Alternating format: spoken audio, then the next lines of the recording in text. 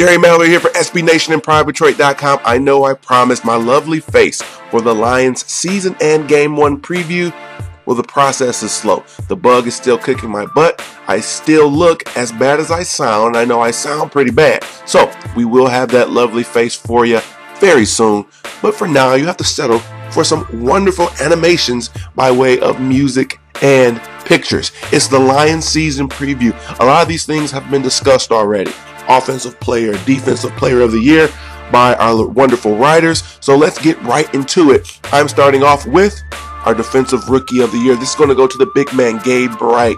He's wearing that number 90. Will he be as good as the other number 90 here in Detroit?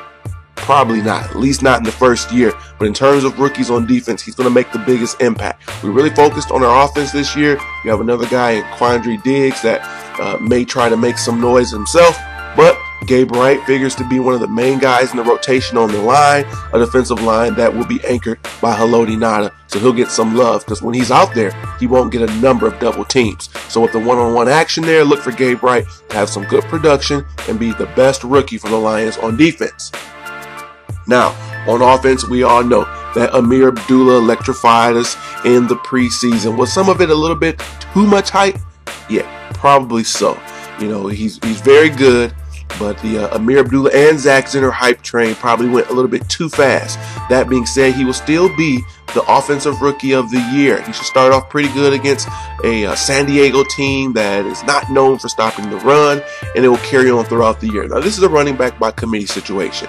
Joique Bell, Zach Zenner, Theo Reddick, and Amir Abdullah will all get their fair share of touches and catches this year. So Abdullah won't have monstrous numbers as a rookie, but he will still stand out as the best on this team. Now, for the defensive player of the year for our boys, it's Darius Slay. Now, on PrideDetroit.com, our writers gave predictions. When I saw the title of defensive player of the year, I said, you know what, I'm going to pick someone that most people won't. Not particularly outside the box, but a player that might not be considered as being the top guy on the team. It was Darius Slay. Well, lo and behold, a lot of the writers are lockstep with me on this one. Pride Detroit is one big family, obviously, and we're thinking in like accord as Darius Slay now has the opportunity to step up. The maturation we saw from year one to year two, now in year three, I think he's a player that won't see a lot of balls thrown his way, getting closer and closer to shutdown status, and when the ball is thrown in his direction, it's going to be trouble. He'll be bringing it down, whether it's knocking it off the receiver's hands, catching himself for the interception. The front line, it's still our heart and soul with Ngata, with Ezekiel Ansah. But Darius Slay at the end of the year will walk away with the hardware. Now, offensive player of the year, tons of options here. You have your two receivers, Golden Tate and Calvin Johnson. That definitely needs to be considered. But we're giving it to number 9, Matt Stafford. And it's because of guys like Tate, guys like Calvin Johnson. He has all the weapons. Eric Ebron should step up this year. They've revamped their offensive line. Their running game looks to be better with some additions. This all plays into Matthew Stafford's hand wonderfully. Another thing we want to keep in mind, the receivers we have now, I really feel like Tate and Calvin Johnson are slowly becoming 1 and 1A, which means they're going to kind of take stats from each other.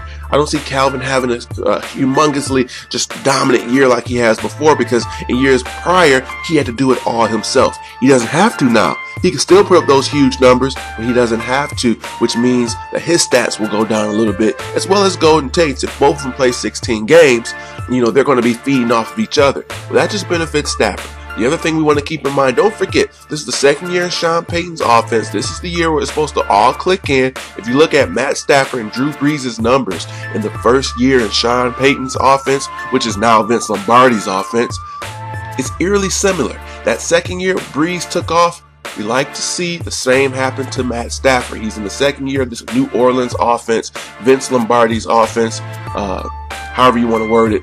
And so now it's time for him to take off. Now it's time for him to make that next step. And no, it's not Vince Lombardi's offense. I apologize for that. It's the grandson. But you get the point. The second year of this offense, this is where things really click for him. The offensive line and the weapons. Stafford's walking away as offensive player of the year. Now, on to the regular season. This was last year where I hit the nail on the head.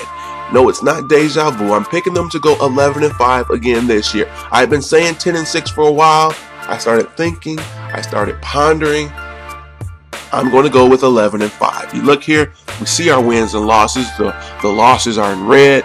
That's against San Diego. That's against Seattle. That's against Green Bay. That's against New Orleans.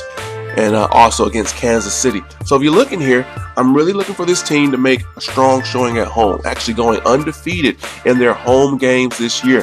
Ford Field was a place where they had a lot of success. 7-1 last year, with the one loss going up against the Buffalo Bills and that horrible field goal miscue after field goal miscue game. And so this is the year in which they tighten things up. They go 8-0. That's right, 8-0 at home, 3-5 on the road. Now, if you look at that Chicago game, that's the swing game. That was originally one of the games I picked as a loss. So if you look there, there's a slither of red. And this is because this game is going to decide whether this team is the NFC North champion or a team fighting for maybe just sliding in to the wild card. My prediction for this team is to be in a situation, because Green Bay, they're going to fall a little bit. They'll be 10-6 themselves, if not 11-5. And if we win this game in Soldier Field, in the elements, we win the NFC North. That's my prediction. It's a slither of red because it's going to be a tough game, but ultimately I'm giving it the green, the go, 11-5. I've got the Lions hosting a playoff game for the first time in eons. I can't wait. 8-0 at home will be awesome. Personally, for me, first year with season tickets, I'm super excited about that. Looking forward to seeing all of you down there. Let's hook up and you can have a beer on me. So, on to this game. San Diego and Detroit. Now, San Diego's a pretty good team. They're known for their quarterback, obviously, and Phillip Rivers. Now they have Melvin Gordon, which he's looking to electrify their offense, give them a home run threat that they have not had since one LaDainian Tomlinson.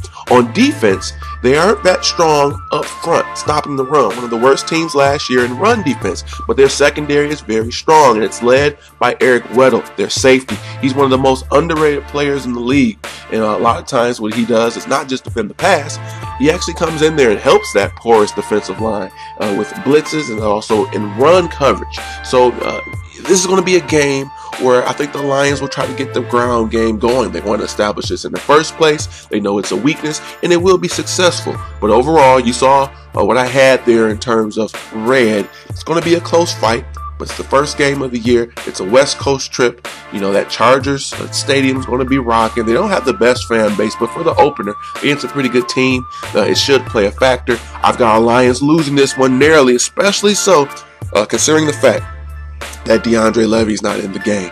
That's going to affect our ability to check the tight ends. Now, we know Antonio Gates is not playing, but they still are going to be using it. Their offense is predicated on the tight ends getting a lot of looks. We saw the struggles that existed with the Lions when DeAndre Levy was not out there in terms of checking the tight ends. Our linebackers struggle in coverage aside from DeAndre Levy. So this is going to play a big factor. Close game, but I've got the Chargers winning this one 24-21.